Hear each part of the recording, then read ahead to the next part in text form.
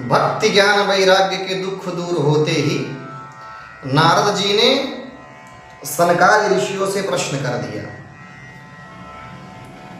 हे सनकादि ऋषियों, हमें यह बताइए कि इस कथा का श्रवण करने से कौन कौन मुक्त होता है। तब सनकादि ऋषियों ने कहा, नारद जी, कोई भी जीव हो इस कथा का श्रवण करता है वह मुक्त हो जाता है।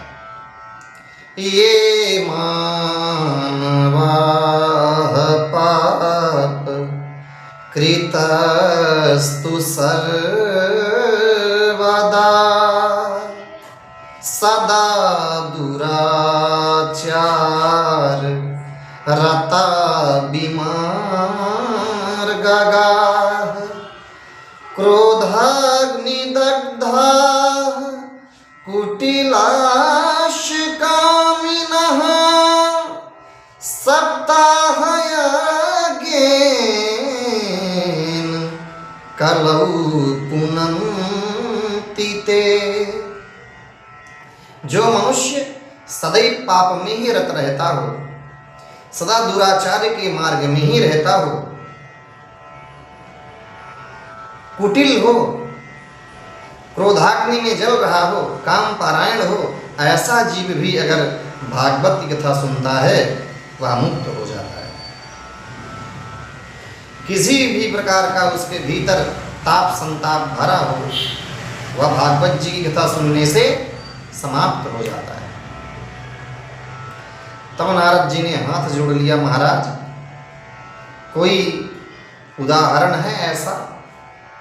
तब सनकादि बोले, नारद जी ध्यान देकर सुनो, अब हम तुम्हें इतिहास सुना देते हैं, जो पूर्व समय की घटी हुई घटना है वह सुना देते हैं। अत्र ते कीर्ति अस्याम इतिहासं पुरातनम। हे नारद जी, सावधान होकर सुनो। तुंगभद्रा तटे पूर्वं भूतपातनमुत्तमं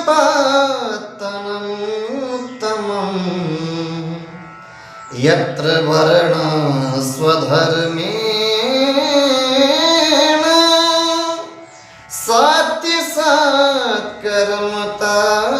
सत्यसत्कर्मतत्पराः सत्यसत्कर्मतत्पराः।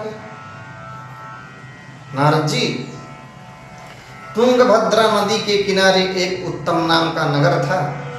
वहां एक आत्मदेव नाम के ब्राह्मण रहते थे। कर्मकांड के बहुत ही बड़े विद्वान थे।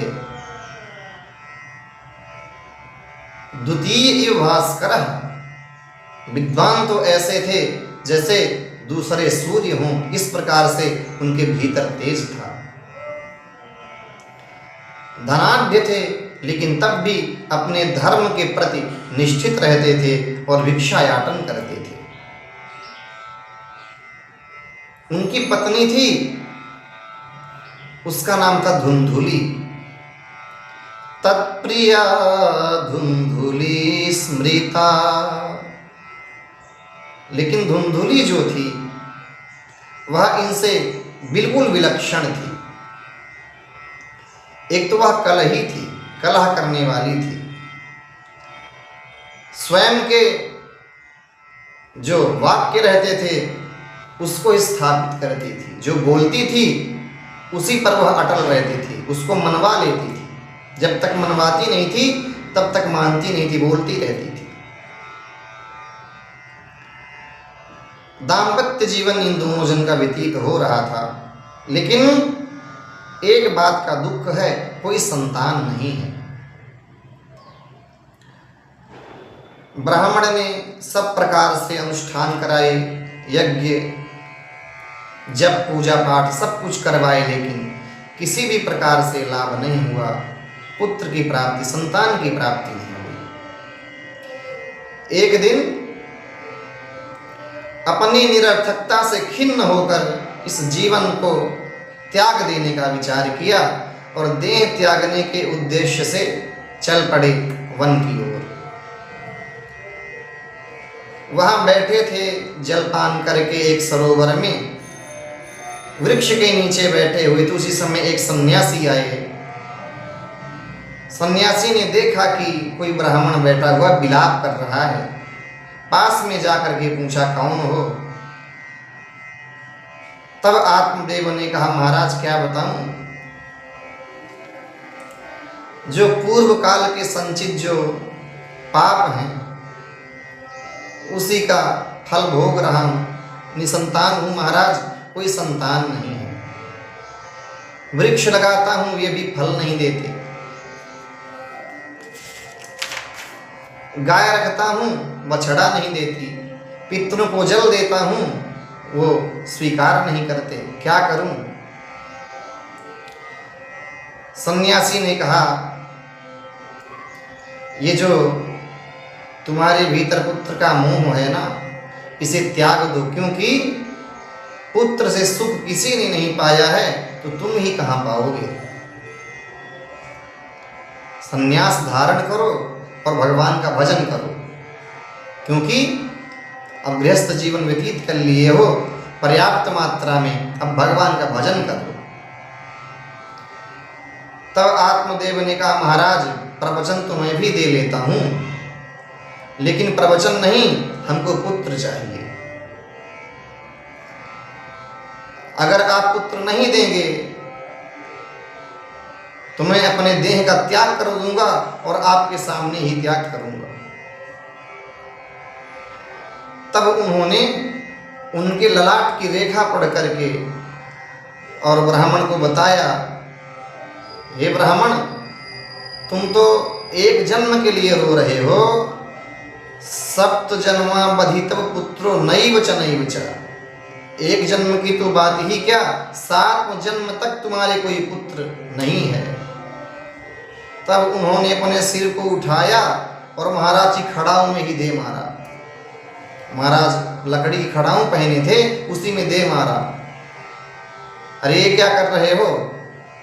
महाराज यही करने तो मैं आया ही था, सो आप भी आ गए।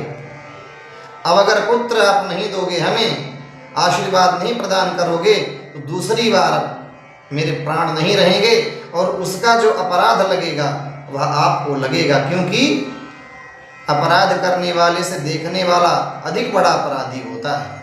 महाराज अपराध लगेगा आपको। अब महाराज ने विचार किया, क्या करूं?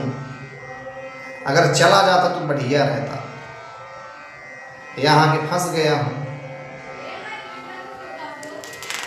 तब उन्होंने अपने झोले से एक फल निकाला और दिया, ये लो, ले जाकर के पत्नी को खिला देना और शुद्धता से रहेंगी, भगवान का सेवा पूजा पाठ करेंगी, अवश्य ही इसको फल को दे दोगे और खा लेंगी तो पुत्र होगा।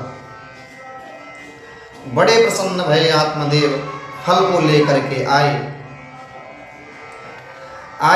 द्वार में खड़े होकर के और बड़े प्रसन्न हो रहे थे। तब तक धुंधुली आई, बोली, क्यों कूद रहे हो? ऐसे कूद रहे हो जैसे 2-4 गांव की संपत्ति बांध कर ले आए। क्या हुआ? अरे बाबरी,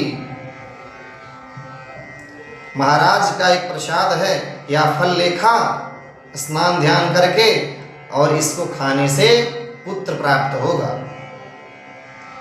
अच्छा महाराज, अब धुंधुली विचार करने लगी, फल खाने से पुत्र होगा। अच्छा दे दो, मैं बाद में स्नान ध्यान करके पूजा पाठ करके खा लूंगी। ब्राह्मण ने तो दे दिया, शांत स्वभाव के थे। धुंधुली मन में कुतर्क करने लगी। फल भक्षेण गर्भस्यात् गर्भेणुदर वृद्धिता। कुतर्क कर ही रही थी, तब तक एक पड़ोसन आ गई। अरे सखी, ये मेरे पति एक फल लेकर आए हैं और कह रहे हैं कि इसको खाने से पुत्र हो जाएगा, क्या सही में हो जाएगा? अरे अब संत का प्रसाद है, खाने से हो ही जाएगा। अगर हो जाएगा तो फल भक्षेण गर्भस्यात् गर्भेणोदर वृद्धिता, अगर खाऊंगा तो मेरा गर्भ बड़ा हो जाएगा, मैं दौड़ नहीं पाऊंगी, मेरा आहार कम हो जाएगा। अरे तुझे कहाँ दौड़ना भागना है? अरे मान ले कहीं घर में आग लग गई, कहीं चोर डाकू आ गए, तो कैसे भाग पाऊंगी मैं? तुम सब तो भाग करके अपना प्राण बचा लोगे, लेकिन हम कैसे भाग पाएंगे? और मैंने सुना है सुखदेव जी महाराज 12 वर्ष तक अपने माँ के उदर में ही रह गए थे। अगर हमारा 2 ही 4 साल कहीं रह गया तो? मैं तो वैसे भी देख रही है 2-4 दिन से दुबली होती जा रही, और भी हो जाऊंगी। अरे क्यों तर्क कुतर्क कर रही है? खा ले, संत का फल है, हुआ तो भी सही, ना हुआ तो भी सही, फल है, क्या हानि है? लेकिन धुंधुलनी खाया नहीं। कुछ समय व्यतीत हुआ, उसकी बहन आ पहुंची। और बहन आई तो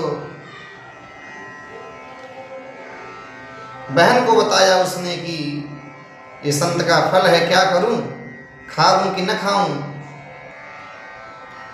बहन ने कहा कि तू फल मत खा, क्योंकि फल खाएगी तेरे गर्भ होगा, गर्भ होगा तो इतना सुकुमारी है, कैसे सहन कर पाएगी?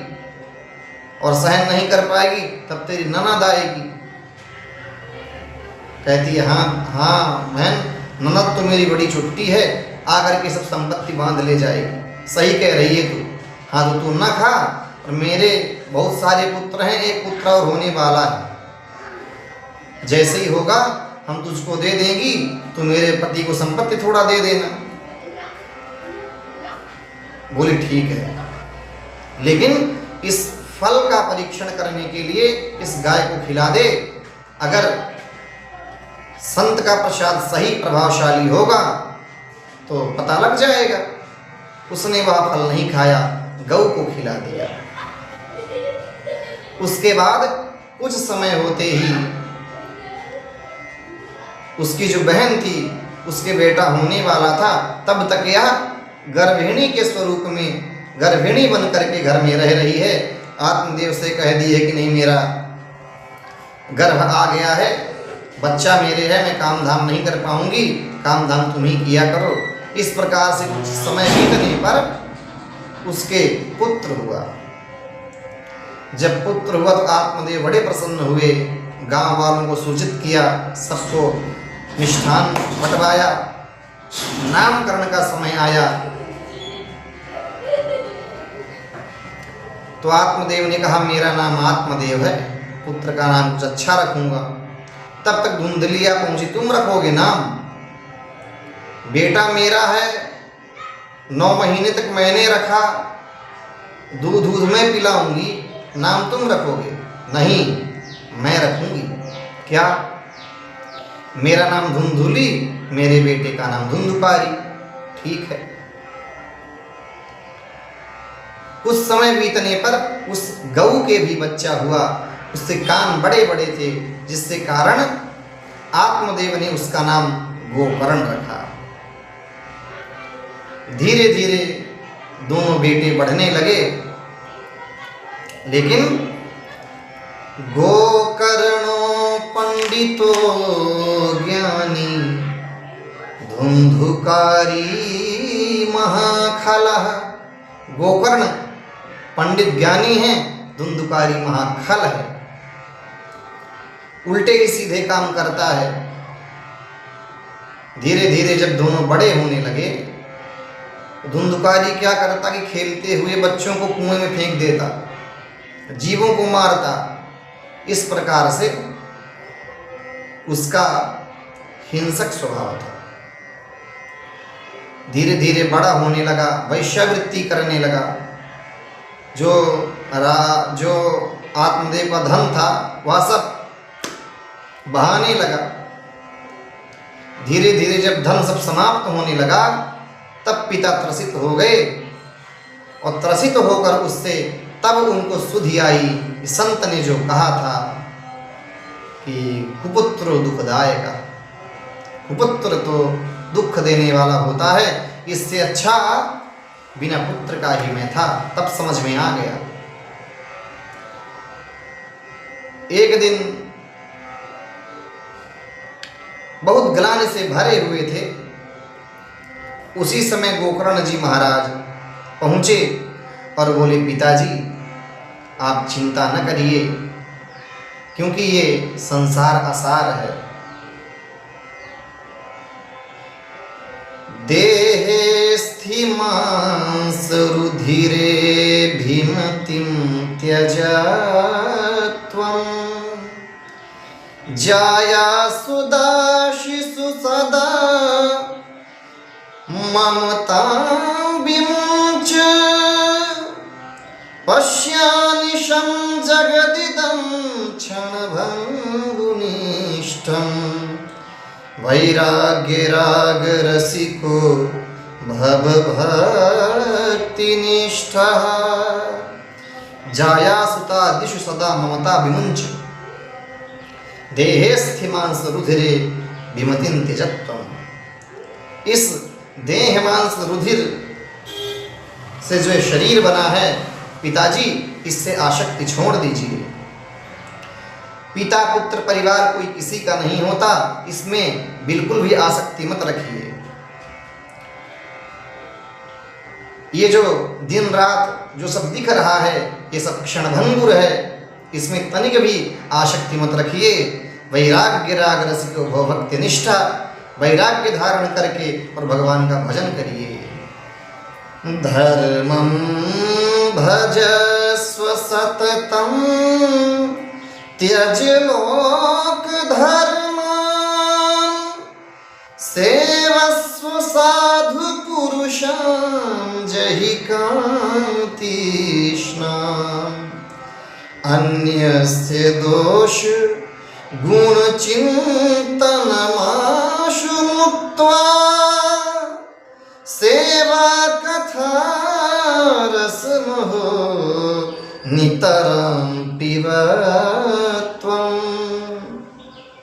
धर्मं भजस्व सततं त्यज लोक धर्मान्, भगवान का धर्म ही एकमात्र धर्म है, बाकी इस संसार का धर्म त्याग दीजिए। सेवस्व साधु पुरुषान् जहि कान्तिष्णाम्, साधु संतों की सेवा कीजिए।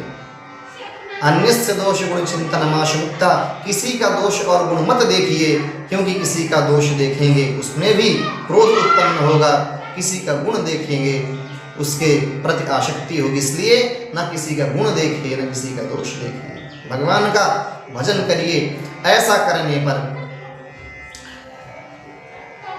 भगवान की प्राप्ति होगी। जब गोकर्ण जी ने पिताजी को उपदेश दिया तो पिताजी ने जाकर वन में भगवान के चरणों में अपनी मति को लगा करके गति प्राप्त की। इधर मैया की बारी आई। अब जब मैया बची तो मैया को प्रताड़ित करने लगा, धुंधुकारी मैया, जहाँ धन गड़ा हो तो हमको दे दे। लाला तूने सब बहा दिया, धन अब कहाँ रह गया है। मैया अब तेरी बारी आ गई है, अब तुझे मारूंगा। इस प्रकार से मैया त्रसित होकर एक दिन रात में गई और जाते जाते अंधकार में कुएं में गिर करके और अपने देह का त्याग कर दिया। गोकर्ण जी महाराज जो थे तीर्थाटन के लिए चले गए। अब वह पूर्णतः स्वतंत्र हो गया।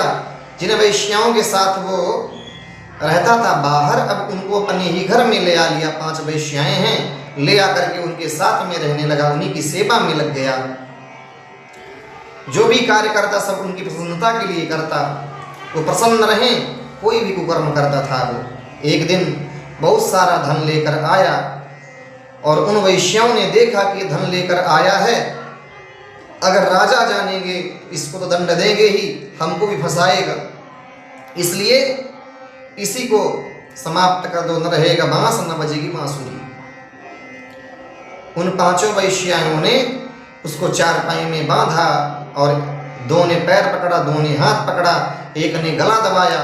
लेकिन पापी के प्राण इतनी शीघ्रता से नहीं निकलते हैं, तड़प रहा था। तब तप्तांगार समूहाश तंखे विचिक्षिपुः, तप्तांगार समूहाश तन्मुखे विचिक्षिपुः, जलता हुआ अंगारा उसके मुख में डाल दिए और उसने तड़प तड़प कर अपने प्राणों का त्याग कर दिया, प्राण का त्याग कर दिया। वहीं पर उसको गाड़ कर पांचों वैश्याएं चली गईं। कहाँ चली गईं किसी को पता नहीं है। इधर कुछ समय व्यतीत हुआ। गोकर्ण जी महाराज तीर्थाटन से लौटे जब घर आए तो घर में कोई था ही नहीं, और उसके लिए तो गोकर्ण जी ने पहले से उसका पिंडदान इत्यादि कर दिया था धुंधुकारी का, क्योंकि गोकर्ण जी को पता लग गया था पहले से ही। वो वापस आए घर, रात्रि में जब विश्राम करने लगे तो अनेक प्रकार के वेश बना करके गोकर्ण जी को भय दिखाने का प्रयास कर रहा है। वो कभी कुत्ता बनता, बिल्ला बनता, कभी भैंसा बन जाता, हर प्रकार की योनियों में भटक रहा था वो। लेकिन गोकर्ण जी ने देखा कि ये कोई मुझे भय दिखाने का प्रयास कर रहा है। उन्होंने अपने कमंडल से जल निकाला और छिड़काव किया। जैसे ही छिड़काव किया उसके भीतर वाक सिद्धि आ गई और वो बोल पड़ा, मैं कोई दूसरा नहीं हूं। तब गोकर्ण जी ने कहा, कौन है तू? तब बोलता है वो, अहं भ्राता तुदीयोऽस्मिन् धुंधुकारीति नामतः स्वकीयेनैव दोषेण ब्रह्मत्वं नाशिता मया। हे बंधु, मैं आपका ही भाई हूँ। अपना ब्राह्मणत्व नष्ट कर लिया हूँ मैं, बहुत पाप किया इसलिए अधोगति मुझे प्राप्त हो गई है। अहो बंधु कृपा सिंधु, हे बंधु आप मेरी इस योनि से मुक्ति करवाइए। तब गोकर्ण जी ने कहा, मैंने तुम्हारे हेतु तो पिंडदान किया गया जी में, लेकिन तुम मुक्त नहीं हुए। तब उसने धुंधुकारी ने कहा, एक पिंड नहीं, अगर हजारों बार पिंड करोगे तब भी मेरी मुक्ति नहीं होगी। मेरे उद्धार के लिए कोई अन्यत्र विचार करो। तब गोकर्ण जी ने सुबह विद्वानों को बुलाया और विचार करने लगे। सबसे पूछा क्या करना चाहिए, लेकिन किसी ने उपाय नहीं बताया। तब सूर्य भगवान को नमस्कार करके और गोकर्ण जी ने पूछा, तब सूर्य भगवान ने संकेत किया, क्या? श्रीमद्भागवतामुक्ति सप्ताहं वाचनं कुरु, सप्ताहं वाचनं कुरु। आप गोकर्ण जी सप्ताह ज्ञान यज्ञ भागवत जी सुनाइए, उससे इनकी मुक्ति होगी। अब गोकर्ण जी भागवत सुनाने के लिए स्वयं गोकर्ण जी वक्ता हैं, बैठ गए हैं और धुंधुकारी को भागवत सुनाने हेतु अब कहाँ बैठाएं। तब धुंधुकारी ने 7 गांठ के बांस में बैठ करके और भागवत कथा का श्रवण किया। एक दिन में एक गांठ चटक गई, दूसरे दिन में दूसरी गांठ, ऐसे ऐसे करके 7 दिन में 7 गांठें चटक गईं। और धुंधुकारी पीतवा